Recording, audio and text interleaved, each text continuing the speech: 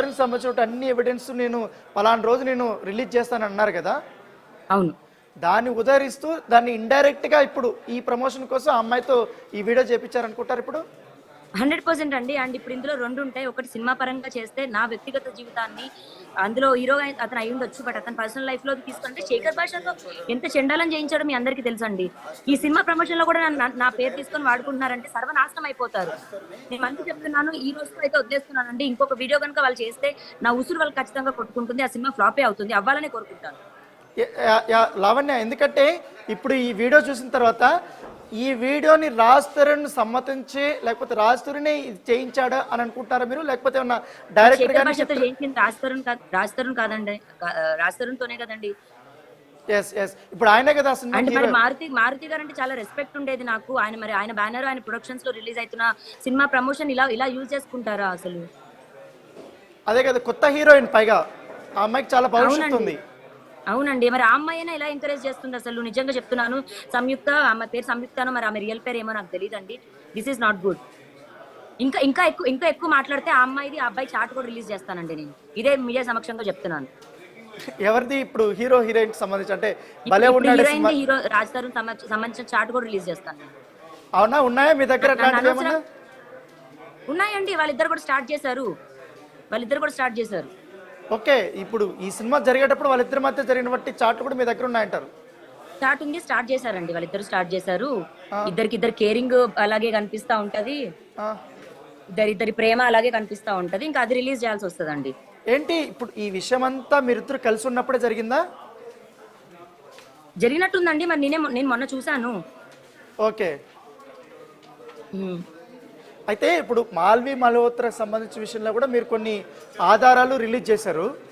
అవును, పక్కాగా వాళ్ళిద్దరికి రిలేషన్షిప్ ఉందని మీరు చెప్పారు. అవును.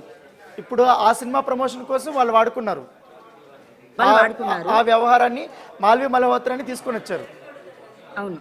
ఇప్పుడు అదే స్ట్రాటజీ ఇప్పుడు కొత్త అమ్మాయిని తీసుకొచ్చి ఇప్పుడు వాడుతున్నారు. ఎగ్జాక్ట్లీ అండి. అంటే ఏంటి, మిమ్మల్ని ఇక్కడ విల్లగా చూపించాలనా లేకపోతే ఏంటి? నన్ను ఎన్ని విధాలుగా చూపెట్టాలో అన్ని విధాలుగా చూపించేశారండి. ఎంత చెండాలం కాకపోతే కుక్కలతో ఫోటోలు కూడా పెడుతున్నారండి. ఇంకెంత వరకు కించపరచాలని? అంటే పోలీసు అతను హీరో అయ్యాడు, అతనికి సపోర్టర్స్ ఉన్నారు, ఇప్పుడు మారుతి గారు సపోర్ట్ ఉంటారని ఇలా చేస్తున్నారండి. ఇప్పుడు నాకు ఒక క్వశ్చన్ అడుగుతాను నేను.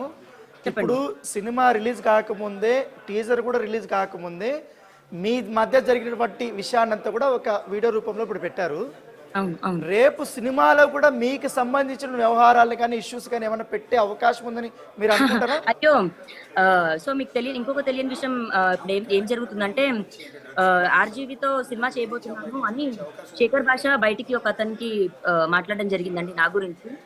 సో నా కథ సినిమా అయితే చేస్తానంట శేఖర్ భాష. అందులో హీరో శేఖర్ భాష చేస్తాడండి, డైరెక్టర్. అదే మిమ్మల్ని ఈ సినిమాలలో ఒక వ్యాంప్ క్యారెక్టర్ లాగా చిత్రీకరించబోతున్నారు. పైగా దాంతోపాటు డ్రగ్స్ సంబంధించిన విషయాలను కూడా పెట్టి మిమ్మల్ని ఈ రకంగా చిత్రీకరించాలని అనుకుంటున్నారని అనుకుంటా. అవునండి. నేను ఒకటే రిక్వెస్ట్ చేసేది, 11 సంవత్సరాలు ఉన్న మనిషినేనండి నేను మనిషినే. ఇప్పుడు వదిలించుకోవాలి అన్న ప్రాసెస్ లో నన్ను ఇంత చేస్తే నేను ఎలా బతకాలి?